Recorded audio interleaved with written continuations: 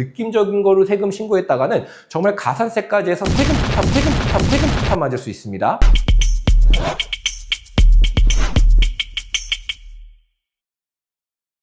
안녕하세요. 절세사냥꾼 텍스헌터 김도현 세무사입니다. 제가 과거에 혼인합과 관련된 일시적 1세대 2주택 특례에 대해서 영상을 올린 적이 있는데요. 그 영상에 감사하게도 구독자 한 분이 댓글을 달아주셨습니다. 세무사님, 이런 원론적인 얘기는 다 알고 있는데요. 저희가 지금 이러이러한 상황이 있는데 혹시 가능한가요? 라고 하면서 응용편 좀 올려주셨으면 좋겠어요 라는 댓글을 달아주셨는데요. 댓글 달아주신 구독자님 정말 감사합니다. 제가 그 댓글을 보면서 반성을 많이 했습니다. 법령이나 이런 거는 설명하는 거에 대해서는 누구나 할 수 있는데 왜 여러 가지 상황에 대해서 설명할 생각을 못 했을까, 이런 반성 정말 많이 했거든요. 그래서 오늘 제가 준비한 내용이 그 댓글을 달아주신 분 질문을 포함해서 한 가지를 더 준비를 했거든요. 그래서 혼인을 앞둔 주택 소유자분들은 내가 과연 결혼을 하고 나서 주택을 양도를 했을 때 비과세를 받을 수 있을지 혹시 본인의 상황이 맞다면 한번 보시고 판단에 도움이 되셨으면 좋겠습니다. 먼저 영상을 시작하기에 앞서서 우리 혼인합과 관련된 일시적 1세대 2주택 특례에 대해서 한번 알아볼게요.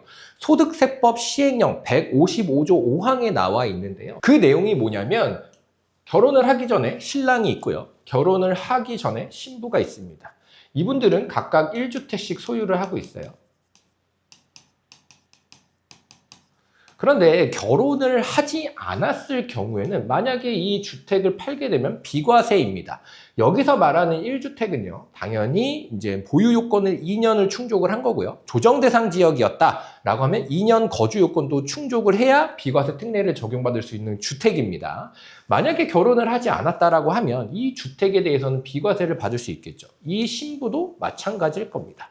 그런데 결혼을 함으로써 2주택자가 됐다라고 해서 이거 만약에 1세대 1주택이 아니라 2주택이야. 그래서 이거 비과세 안 돼 라고 하면 누가 결혼을 하겠습니까? 그래서 그거에 대한 특례로 만약에 이 1세대 1주택 비과세 특례 적용을 받는 이 주택을 보유하고 있는 두 사람이 결혼을 해서 일시적으로 2주택이 되면 10년 안에 이 둘 중 하나를 팔게 되면 그 주택에 대해서는 비과세를 해줄게 라는 게 바로 소득세법 시행령 155조의 5항 혼인합가에 의한 일시적인 1세대 2주택 특례입니다. 그런데 세상이 꼭 그렇게 아름답게만 흘러가진 않겠죠. 그 법령대로만의 상황만 발생되는 게 아닐 겁니다. 댓글 달아주신 분의 상황이 어떤 거였냐면요, 예비 신랑이 있었고 예비 신부가 있었습니다. 근데 아까처럼 그냥 아름답게 1세대씩만 갖고 있었으면 전혀 질문을 하지 않았겠죠. 어떤 상황이었냐면 이분이 일시적인 1세대 2주택자였습니다. 그리고 이분도 1세대 2주택자였던 거고요. 만약에 결혼을 하지 않았다면 이분은 일시적인 1세대 2주택 다 요건을 만족을 하셔가지고 그 종전주택을 팔게 됐을 때 비과세 특례를 적용받을 수 있었겠죠. 예비 신부도 마찬가지였을 겁니다. 그런데 이분이 결혼을 하게 됨으로써 몇 주택이 되죠? 네, 4주택이 됩니다. 그랬을 때 이 혼인합과와 관련된 일시적인 1세대 2주택을 해줘야 되냐라는 게 질문이었거든요. 여러분은 어떻게 생각하세요? 그냥 느낌적으로 봤을 때는 왠지 해줘야 될 것 같아요. 그죠? 왜냐면 어차피 이 사람도 결혼하기 전에 일시적인 1세대 2주택으로 비과세를 적용받을 수 있었을 거고, 이 사람도 마찬가지로 비과세를 적용받을 수 있었을 겁니다. 그 둘이 결혼했다고 4주택이 됐다 하더라도 이건 해줘야 되는 거 아니냐라고 느낌적으로 생각할 수는 있겠죠.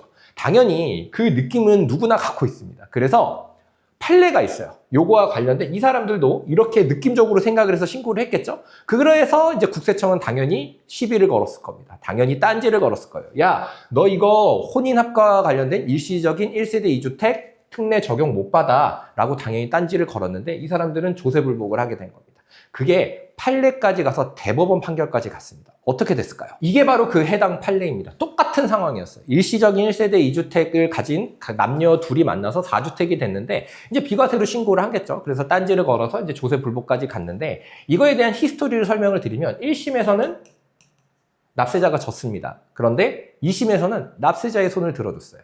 그런데 대법원에서 납세자가 졌습니다. 그래서 파기환송을 해가지고 다시 고등법원으로 가서 고등법원에서 이거 납세자가 져야 돼 라고 해서 다시 판결을 내린 거예요. 뭐라고 돼 있죠? 혼인으로 인한 1세대 1주택 비과세 특례에서 1주택을 보유한 자는 일시적인 2주택 보유자는 포함하지 않는다라고 판시를 했어요. 대법원이 명확하게 했죠. 일시적 2주택자와 다른 2주택을 보유한 자, 이것도 결국엔 다른 2주택이 일시적인 2주택자였습니다. 혼인해서 4주택을 보유한 상태에서 1주택을 양도한 경우에는 1세대 1주택 비과세 특례를 적용하지 않는다라고 명확하게 못 박았죠. 여러분들 이거 적용 안 됩니다. 혹시 느낌적인 걸로 세금을 신고하시면 안 돼요. 느낌적인 걸로 세금 신고했다가는 정말 가산세까지 해서 세금 폭탄 맞을 수 있습니다. 그래서 그 댓글 다신 분의 답은 뭐예요? 안 된다 라는 거죠. 어떻게 답변이 좀 되셨나요? 제가 다른 상황을 한번 말씀을 드려볼게요. 여러분 어떻게 될까 한번 생각을 해보세요. 예비 신랑이 있습니다. 이 사람은 1주택자예요. 당연히 1주택은 이제 비과세 특례를 적용받을 수 있는 주택입니다. 그리고 예비 신부도 있어요. 그래서 이분도 이제 1주택을 갖고 있습니다. 두 분이 혼인을 했어요. 그럼 2주택이 됐겠죠? 그러면 여기 중에 하나를 10년 안에만 팔면 됩니다. 그런데 이 사람들이 요거를 갖고 있다가 또 다른 신규 주택을 이제 취득을 합니다. 그럼 몇 주택이에요? 총 3주택이에요. 그랬을 때 얘는 혼인합가와 관련된 일시적인 1세대 2주택 특례를 적용받을 수 있을까요? 얘를 팔았을 때? 여러분은 어떻게 생각하세요? 과연 될까요? 이것도 유권 해석이라는 게 있습니다. 누가 질의를 했어요. 이렇게 됐을 때 과연 얘를 팔았을 때 혼인합가와 관련된 일시적인 1세대 2주택 특례를 적용받을 수 있나요? 라고 이제 물어본 거예요. 그거에 대한 답변이 유권 해석이라고 하는데 그거에 대한 유권 해석을 제가 소개시켜 드리도록 하겠습니다. 이게 바로 그 유권 해석입니다. 2023년 4월 달에 나온 거고요. 한번 읽어 볼게요.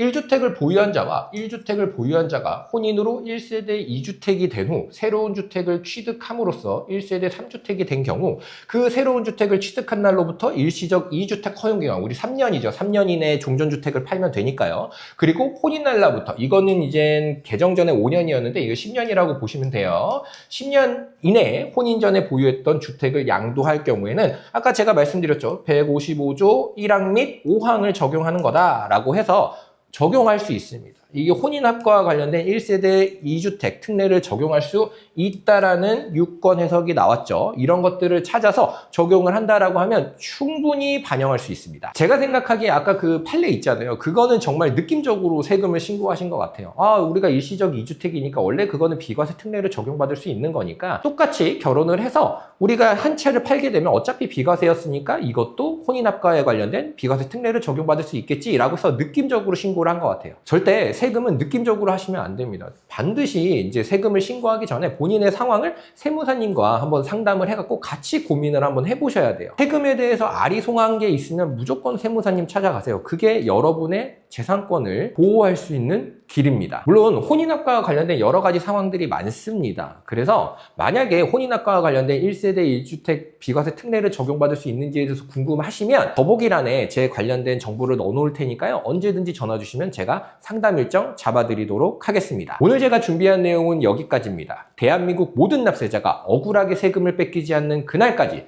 저 텍스헌터 김도윤 세무사는요. 늘 공부하고 연구하고 탐구하겠습니다. 감사합니다. 오늘의 영상이 마음에 드셨다면 구독과 좋아요, 알림 설정 부탁드리고요. 그럼 다음 영상에서 뵙겠습니다.